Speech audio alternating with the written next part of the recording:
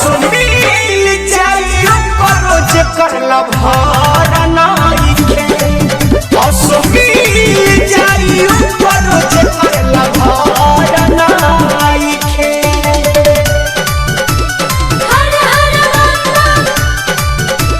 जय शिव बोल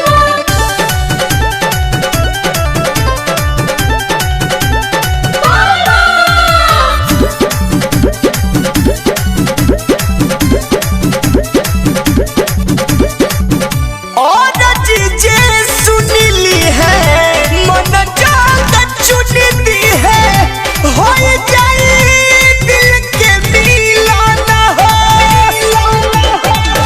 मानव में आस लेके शिव में भी सवास लेके जब भी जाई उनका शरण हो उनका सिवाय दोसर हो उनका सिवाय दोसर अब दवार नइखे